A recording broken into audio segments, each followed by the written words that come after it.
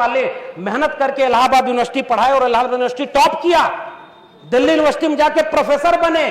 तब तक ये समझते थे कि हम अपनी काबिलियत से बने हैं, लेकिन बाद में ये समझ में आया जब हमने अपने पुरखों को पढ़ा कि अगर इस देश में भारत का संविधान और मंडल कमीशन ना होता तो मैं कभी यहां नहीं होता और आपके सामने खड़ा नहीं होता। तो जिस सीढ़ी से चलकर मैं आया हूं वो सीढ़ी मेरी आंखों के सामने तोड़ी जा रही है, और मंच पर आकर के मैं आपसे तालियां बजवाने के लिए वो बात कहूं कि सब लोग खुश हो जाएं और कल को मुझे वाइस चांसलर बना दें। वो वाइस चांसलरी किस काम की है कि कल वापस जाके जब मेरे लोग मुझसे पूछेंगे मेरी नौकरी बर्बाद हो गई, शिक्षा बर्बाद हो गई, रोजगार बर्बाद हो गया, तुम उन लोगों के साथ बैठ करके कह रहे थे जय भीम जय मंडा। ये सबसे बड़ा खतरा है। उन लोगों को पहचानिए जो आपके वैचारिक दुश्मन हैं। मैं ओबीसी समाज से आता हूं और मैं ओबीसी समाज को एक शिकायत करता हूं। इस देश में ज्योतिबा फूले माली जाति से आते थे, ओबीसी थे। डॉक्टर अंबेडकर ने उन्हें अपना तीसरा गुरु बनाया था। शाहू जी महाराज ओबीसी जाति के थे। पेरियार चरवाहा समाज के थे। ओबीसी घरों में इनकी तस्वीरें नहीं है। शिवदयाल सिंह चौरसिया 1928 में बिहार में और उत्तर प्रदेश में आदि हिंदू सभा बनाए, और जब हिंदू लोगों ब्राह्मणों के पास गए और उनसे कहे कि मैंने आदि हिंदू सभा बनाया है, इसकी मेंबरशिप ले लो, तो ब्राह्मणों ने कहा हम हिंदू थोड़े हैं, हम तो आर्य हैं। तब चौरसिया साहब खड़े हुए और उन्होंने वो पर्चा फाड़ के कहा जब तुम हिंदू हम तो ये समझते थे दोनों एक हैं, और जब तुम हिंदू नहीं तो हम भी हिंदू नहीं। और उन्होंने उसका नाम बदल कर कहा depressed classes league, backward classes league. 1948 में उसका लखनऊ में सेमिनार कराया और उसकी अध्यक्षता करने के लिए पेरियार और डॉक्टर अंबेडकर को बुलाया, तब जाके बहुजन एकता बनी थी। बस खतरा यह है कि उन लोगों को पढ़ने नहीं दिया गया। पनवाड़ी घरों में शिवदयाल सिंह चौरसिया का नाम नहीं है। मेरे अपने यादव घरों में पेरियार ललई सिंह यादव का नाम नहीं है। पेरियार ललई सिंह यादव ने क्या कहा था, मैं उनकी बात कह के रहा हूं, बलिदान न सिंह का होते सुना, बकरे बलिवेदी पर लाए गए, न काटे टेढ़े पादप गए, सीधों पर आरे चलाए गए, विषधारी को दूध पिलाया गया, विषहीन सदा तड़पाए गए। ये कहा था पेरियार ललई सिंह यादव ने। और जब त्रिवेणी संघ बना 1930 में बिहार में, और बाद में अर्जक संघ बना उत्तर प्रदेश में, इन दोनों का नारा क्या था, ब्राह्मणवाद की क्या पहचान, गिटपिट बोले करे न काम, और मानववाद की क्या पहचान, ब्राह्मण भंगी एक समान। जिसमें समता की चाह नहीं वह बढ़िया इंसान नहीं, समता बिना समाज नहीं, बिन समाज जनराज नहीं, जो जमीन को जोते बोए वो जमीन का मालिक होए, सबको शिक्षा सबको काम वरना होगी नींद हराम। हमारे डॉक्टर लोहिया ने कहा 100 में पिछड़ा पावे 100 में 60, सन सोपा ने बांधी गांठ। तब उसको जगदेव बाबू और रामस्वरूप वर्मा ने नारे को आगे बढ़ाया कि 100 में 90 शोषित हैं, शोषितों ने ललकारा है, धन धरती और राजपाट में 90 भाग हमारा है। 10 का शासन 90 पर नहीं चलेगा, नहीं चलेगा। जो जमीन को जोते बए वो जमीन का मालिक होए, और राष्ट्रपति हो या भंगी की संतान, सबको शिक्षा एक समान, सबको शिक्षा सबको काम वरना होगी नींद हराम। और सबको शिक्षा दे न सके जो, वो सरकार निकम्मी है, और जो सरकार निकम्मी है वो सरकार बदलनी है। आप नेताओं के गुलाम बन गए इसलिए क्योंकि आप एकजुट नहीं रहे। अचानक कोई नेता आके कहता है कि आप चलो हिंदू धर्म खतरे में है, अरे उससे रोक के पूछिए हमारा स्कूल और विश्वविद्यालय खतरे में है, तब तुम क्यों नहीं आए? मेरी नौकरी कोरोना में चली गई, तब तुम क्यों नहीं आए? हमारी अर्थव्यवस्था डूब गई, तब तुम क्यों नहीं आए? और 85% हिंदू तब बनाते हो जब मुसलमानों के खिलाफ दंगा कराना होता है। और उसके बाद दलित महिला थी, सुनिए, दलित महिला थी उत्तराखंड में, खाना बनाकर स्कूल के बच्चों को खिलाती थी, और दलित महिला की जाति देखकर सवर्ण बच्चों ने कहा हम खाना नहीं खाएंगे, तब हिंदू धर्म खतरे में क्यों नहीं आया? यह मेरा सवाल है। उस महिला की जाति देखते हो क्योंकि वो दलित है इसलिए हम खाएंगे नहीं? पूछिए उन लोगों से 2 अप्रैल के भारत बंद के दिन वो लोग कहां थे जो केंद्र से लेकर के राज्य में सत्ता में बैठे थे और दलित सीटों पर चुन करके गए थे? पूछिए उन लोगों से 13 पॉइंट रोस्टर आया तो वो कहां थे? पूछिए उन लोगों से नई शिक्षा नीति के नाम पर जब सब बेचा जा रहा है, और आज आप कह रहे हो पाकिस्तान कब्रिस्तान। इस देश में हिंदू मुस्लिम की आग तब लगाई जाएगी जब दलित पिछड़े आदिवासी बच्चे अपनी शिक्षा और रोजगार और स्वास्थ्य की बात करेंगे।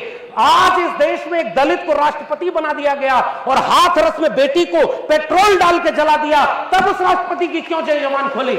यह सच पूछना जरूरी है। और आपने मुझे आमंत्रित करने का जोखिम लिया था, मैं अपना काम करके जा रहा हूं। आपने ये बात जो कही थी, ऐसे मंचों पर आप हमें नहीं भी बुलाएंगे तब भी भारत के संविधान और मंडल कमीशन ने एक नौकरी दे दी है, हम वहां गुजारा कर लेंगे, हमें आपका वोट नहीं चाहिए। लेकिन मैं चाहता हूं कि इस मंच से घर जाने के बाद ये महिलाएं और बच्चियां, ये नौजवान अपने घर में अपने बाबूजी से पूछें कि आप तो धर्म को बचाने गए थे, मेरी शिक्षा, मेरी रोजगार, मेरी नौकरी और मेरे देश को बेचने वालों के साथ क्यों खड़े थे? ये सवाल आपसे पीढ़ियां पूछेंगी। मैं जानता हूं कि मेरी बातों का कोई असर नहीं होगा, पता नहीं अगली बार आप बुलाएंगे भी कि नहीं बुलाएंगे, लेकिन मैं ये बात कह के जा रहा हूं, जंगल में आग लगी, चिड़िया पानी डाल रही थी और कुछ चिड़िया उस पेड़ से उड़ नहीं रही थी। कविता लिखी है कि आग लगी इस वृक्ष को, जलने लागे पात, उड़ते क्यों नहीं पक्षियों जब पंख तुम्हारे पास। उन पक्षियों का जवाब ध्यान से सुनिएगा, फल खाएं इस वृक्ष का, गंदे किन्हें पात, धर्म हमारा यही है, जले इसी के साथ। आपके लोग आपको छोड़ करके जो चले गए अपनी सत्ता और कुर्सी के लिए, बाबा साहब के सबसे अच्छे वारिस, सबसे बड़े वारिस ने एक किताब लिखी है, उसको पढ़िएगा, चमचा युग। उस किताब में कई किस्म के चमचे लिखे हैं। 1932 में पूना पैक्ट, आज लोग कहते हैं गांधी बनाम गोडसे, गोडसे की मूर्ति और गोडसे के नाम पर इस देश में दंगा।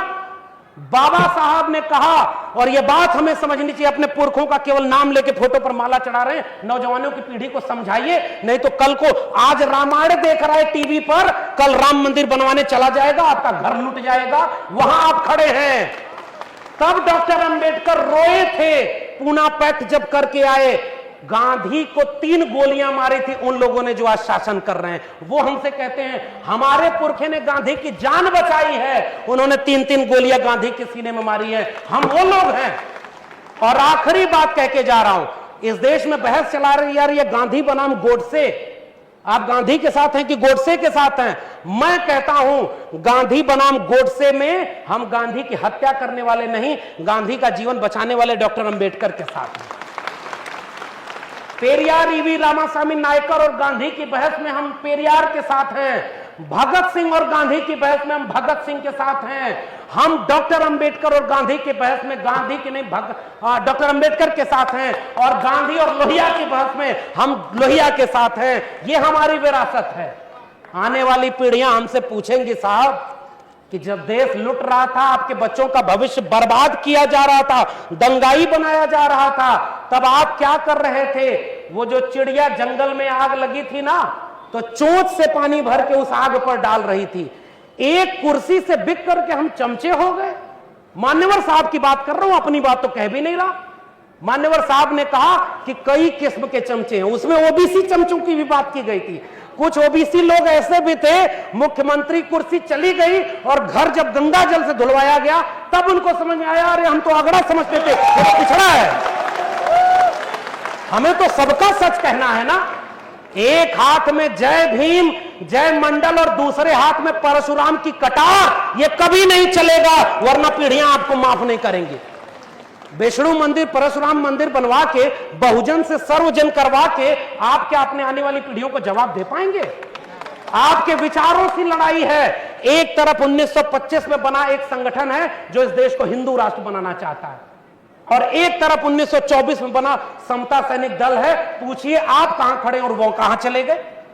क्यों नहीं बाबा साहब का बनाया हुआ यह संगठन 85% लोगों का राज, जिन्होंने इस देश को हाथ से काम दिया, उन्हीं लोगों को आज यूनिवर्सिटी में बैठकर एनएफएस किए जा रहे हैं। कितने लोग संसद और विधानसभा में बैठे थे वो आपके लिए लड़े।